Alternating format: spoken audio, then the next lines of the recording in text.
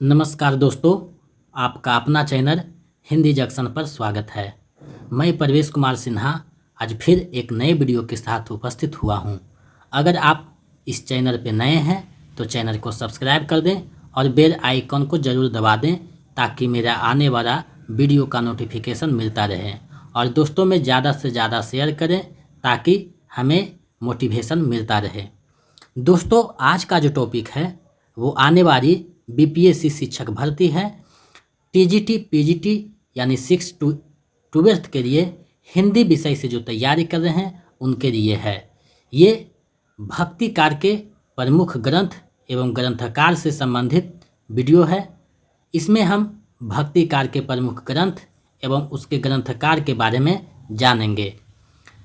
परीक्षा की दृष्टि से ये वीडियो बहुत ही महत्वपूर्ण है।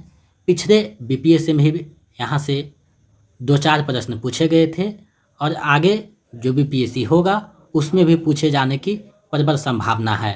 तो हम लोग इसको अच्छे से देखेंगे और इससे संबंधित जो महत्वपूर्ण एमसीक्यू है उसको भी देखेंगे ताकि तैयारी बहुत मजबूत हो सके।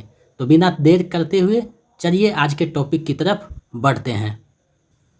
दोस्तों, जैसा कि आप देख पा रहे हैं, भक्तिकार के प्रमुख ग्रंथकार और ग्रंथ यानी ग्रंथ और ग्रंथकार से संबंधित ये वीडियो है। इसमें हम उसी के बारे में पढ़ेंगे। भक्तिकार में संतों, सूफियों, राम भक्त तथा कृष्ण भक्तों के द्वारा लिखे गए थे जो भक्ति कार्य को हिंदी साहित्य को स्वर्णकार बनाने में महत्वपूर्ण भूमिका निभाई। यानी भक्ति कार्य में संतों और सूफियों और राम भक्तों द्वारा बहुत से काव्य लिखे गए जो भक्ति कार्य को हिंदी साहित्य को स्वर्णकार बनाने में महत्वपूर्ण भूमिका निभाई। भक्ति कार्य का प्रमुख ग्रंथ एवं ग्रंथकार इस प्रकार हैं। भक्ति कार्य के प्रमुख ग्रंथ और ग्रंथकार इस प्रकार हैं। हम अब बारी बारी से सभी को देखेंगे। आप लोग देख पा रहे हैं, पहला जो है कवि है असाइत, इनका रचना है हंसावली। उसके बाद है मुर्रा दाऊद जिसका रचना है चंदायन। उसके बाद है ईश्वरदास जिसका रचना है सतवती कथा, भरत मिराप एकादशी कथा। उसके बाद आते हैं कुतुबन, कुतुबन का रचना है मृगावती। उसके बाद मंझन है, मंझन की रचना है मधुमारती। उसके बाद उस्मान है, उनकी रचना है चित्रावली। उसके बाद शेख नबी हैं जिनकी रचना है ज्ञानदीप। उसके बाद कासिम शाह हैं जिनकी रचना है हंस जवाहिर। तो आप देख पा रहे हैं यहाँ पे जो है ग्रंथ और ग्रंथकार के नाम दिए जा रहे हैं। हम लोग बारी बारी से सभी को देख रहे हैं। उसके बाद है नूर मोहम्मद जिसकी रचना है अनुराग बासरी और इंद्रावती। उसके बाद दादू दयाल हैं जिसकी रचना है हरेड़ बानी। उसके बाद अंगबधू। मरुक दास की रचना है ध्रुवचरित, ज्ञानबोध, रतन खान, भक्ति विवेक। यहाँ पे टाइपिंग मिस्टेक हुआ, भक्ति विवेक हो जाएगा। उसके बाद रचना है सुंदर दास का सुंदर विलास और ज्ञान समुद्र। उसके बाद रज्जब की रचना है सबंगी और रज्जब बानी। उसके बाद नरोत्तम दास का रचना है ध्रुव चरित और सुदामा चरित। उसके बाद रैदास का रचना है प्रहलाद रेदा। उसके बाद नंददास की रचना है जिसमें भंवर गीत, अनेकार्थ मंजरी, रस मंजरी, मान मंजरी, रूप मंजरी, विरह मंजरी, रास पंचाध्यायी, ये सारे जो है नंददास की रचना है। यहाँ से पिछले बार बीपीएससी में प्रश्न पूछा गया था। आगे रस खान है, उनकी रचना है प्रेम वाटिका, दान रीरा, अष्टयाम, सुजान रस खान। उसके बाद नाभा दास हैं जिसकी रचना है भक्तमार। और आगे बढ़ते हैं, कुछ और रचनाकार हैं उनको हम लोग देखते हैं। उसके बाद गोकुल दास हैं जिसकी रचना 84 वैष्णव की वार्ता और 252 वैष्णव की वार्ता है। उसके बाद ध्रुव दास है जिसकी रचना है ब्रज रीरा, हित श्रृंगार रीरा, दान रीरा, मान रीरा, रंग विनोद रीरा, रस मंजरी रीरा। उसके बाद केशव दास हैं जिसकी रचना है रामचंद्रिका, कवि प्रिया, रसिक प्रिया, छंद मारा। उसके बाद सेनापति हैं जिनकी रचना है भक्ति रत्नाकर। उसके बाद अग्रदास हैं जिसकी रचना है ध्यान मंजरी, अष्टयाम, राम भजन मंजरी या राम ध्यान मंजरी, उपासना बावनी, हितोपदेश, भाषा, कुंडलियाँ आदि। तो इस प्रकार देख रहे हैं कि कितने रचनाकार हैं और कितनी रचना है। इसको 2-4 बार देखिएगा तो आपको समझ में आ जाएगा। बाकी प्रैक्टिस सेट में हम लोग सभी रचना को देखते जाएंगे। उसके बाद नंबर आता है प्रेमचंद चौहान की जिसकी रचना है रामायण महानाटक। उसके बाद हृदय राम है जिसकी रचना है हनुमान नाटक। उसके बाद रामदास हैं जिसकी रचना है अवध विलास। कृपाराम है उसकी रचना है हित तरंगिणी। रहीम है पदभय नायिका भेद, मदनाष्टक, खेट कौतुकम जातकम, बनारसी दास का है अर्धकथानक और अक्षर अनन्य का है ज्ञान योग। तो ये महत्वपूर्ण रचना था जो भक्ति काल से संबंधित था, जिसको हमने यहाँ पे समाहित किया है ताकि आपकी जो है तैयारी किसी से भी कम ना हो सके और परीक्षा की दृष्टि से सुदृढ़ और अच्छी तरीक़ा से हो सके। इसको 2-4 बार आप लोग देख लीजिएगा तो आपका जो है तैयारी लगभग पूरा हो जाएगा। PDF जो है आपको 2-3 दिन के बाद 10-15 PDF एक साथ मर्ज करके दे दिया जाएगा आंसर के साथ, तो आप चिंता ना करें, आपको जो है PDF दिया जाएगा। उसके लिए जो है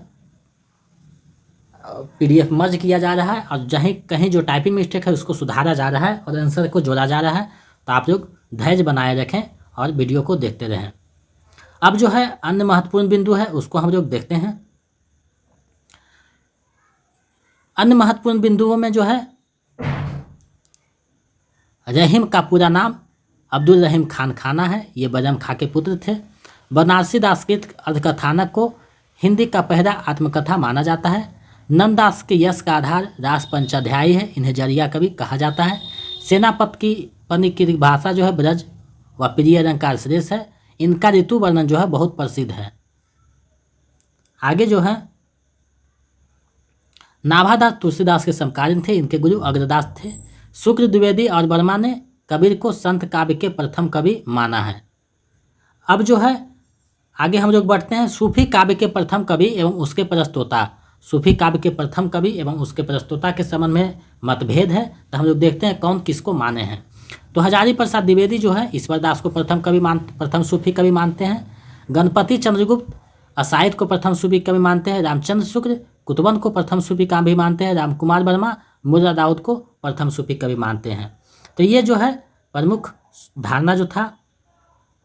अब हम लोग आदिकाल भक्ति काल के जो है प्रमुख प्रवृत्तियाँ उसको हम लोग देखते हैं।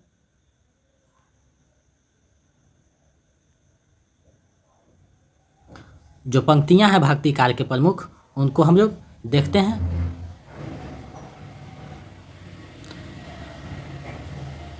भक्तिकालीन कवियों की प्रमुख प्रवृत्तियां, तो इसको हम लोग देखते हैं। यहाँ टाइपिंग मिस्टेक हुआ है थोड़ा सा, तो इसको सुधार दिया जाएगा PDF देने वक्त। पहला पंक्ति है, मैं कहता हूँ आखिन देखी, तू कहता कागज की देखी। ये जो है कबीरदास की पंक्ति है।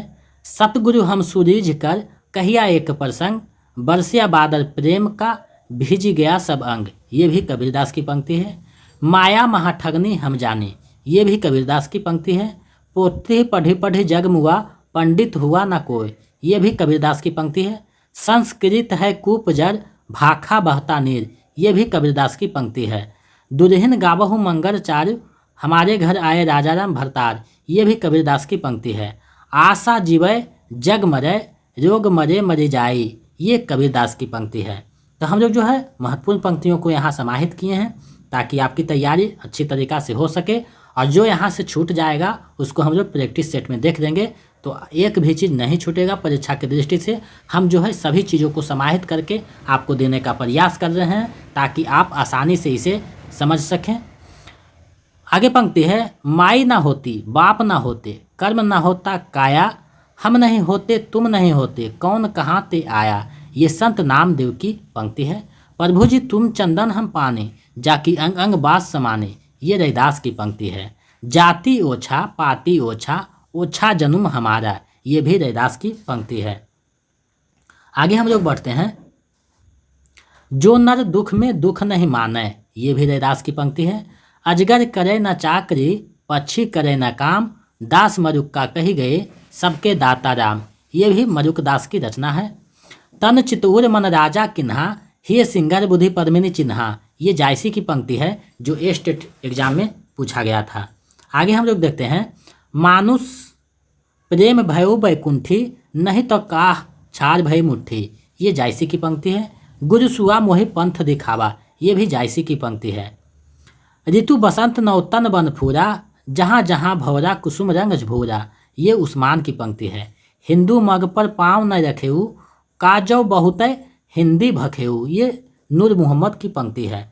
तो यहाँ महत्वपूर्ण पंक्तियों को संग्रहित किया गया है जो पिछले बार नेट और PGT एग्जामों में पूछा जा चुका है। तो मैंने जो है सभी महत्वपूर्ण पंक्तियों को संग्रहित करने का प्रयास किया है। टेलीग्राम चैनल पे कुछ PDF दिया गया है, आप लोग टेलीग्राम चैनल पे जुड़कर वहाँ से PDF प्राप्त कर सकते हैं, जिसका लिंक वीडियो के डिस्क्रिप्शन में दिया गया है। आपका जो तैयारी है TGT PGT से लेकर नेट लेवल पर किया जा रहा है, तो EMRS PGT का जो तैयारी कर रहे हैं और नेट के जो एग्जाम में बैठेंगे उनके लिए भी ये काफ़ी महत्वपूर्ण है। बाकी 6 से लेकर 12 तक के ये तो काफ़ी महत्वपूर्ण है। 6 to 8 में थोड़ा सा नीचा लेवल रहता है, 9 to 10 में थोड़ा सा और ऊपर रहता है, और PGT में जो होता है लेवल हाई होता है। तो हमने सभी को समाहित करने का पूरा प्रयास किया है, तो आप टेंशन ना लें, सभी जो है आपकी दृष्टि से महत्वपूर्ण है। आप इसको 1-2 बार देखें और दिमाग में इसको नोटिस करें। आगे पंक्ति है, जात पाच पूछे नहीं कोई, हरि को भजे सो हरि के होई। ये रामानंद का पंक्ति है। गोरख जगायो जोग, भक्ति भगायो रोग, ये तुलसीदास की पंक्ति है। सगुन ही अगुन ही नहीं कछु भेदा, ये भी तुलसीदास की पंक्ति है। कत विधि सृज नारी जग माही, पराधीन सपने हो सुख नाही, ये तुलसीदास की पंक्ति है। ढोर गवार शूद्र पशु नारी, सकल तारना के अधिकारी, ये भी तुलसीदास की पंक्ति है। आगे पंक्ति है, आए जोग सिखावन पाड़े, सूरदास की पंक्ति है।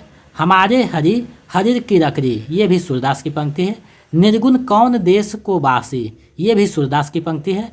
मेरे नैन विराह की बेर बई, ये भी सूरदास की पंक्ति है।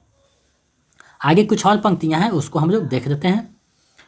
जीवन मुँह चाही को नीको, दरस परस दिन रात करती है, कान्हा प्यारे पीको, ये भी सूरदास की पंक्ति है। संतन को कहाँ सिकरी सो काम, ये कुंभनदास की पंक्ति है।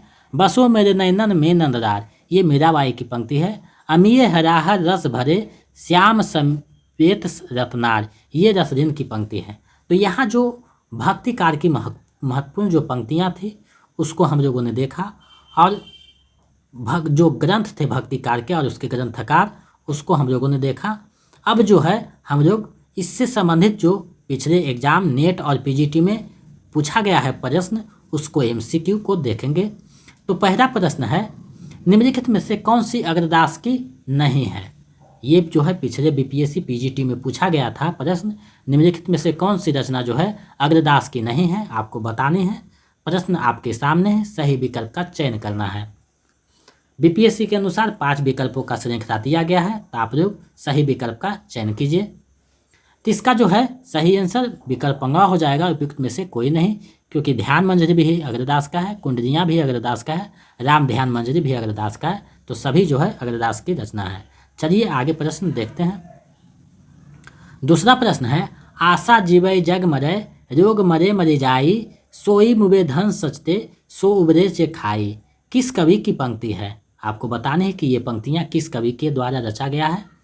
विकल्प आपके सामने है, सही विकल्प का चयन करना है। तो इसका जो सही आंसर है विकल्प पंगा हो जाएगा, उपयुक्त में से कोई नहीं, क्योंकि ये जो है कबीरदास की पंक्ति है और कबीरदास विकल्प में नहीं है, तो उपयुक्त में से कोई नहीं हो जाएगा। BPSC इसी तरीका से जो है प्रश्न को फंसाता है, तो आप लोग इसका आदत अभी से ही बना दें।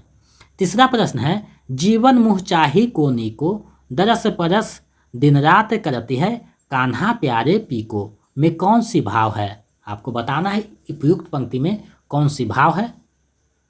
विकल्प आपके सामने है, सही विकल्प का चयन करना है। तो इसका जो सही आंसर है विकल्प पंगा हो जाएगा, उपयुक्त में से कोई नहीं, क्योंकि इसमें जो है अनुसुईया भाव है, अनुसुईया भाव है जो विकल्प में नहीं दिया गया है, तो उपयुक्त में से कोई नहीं हो जाएगा। चलिए नेक्स्ट प्रश्न देखते हैं।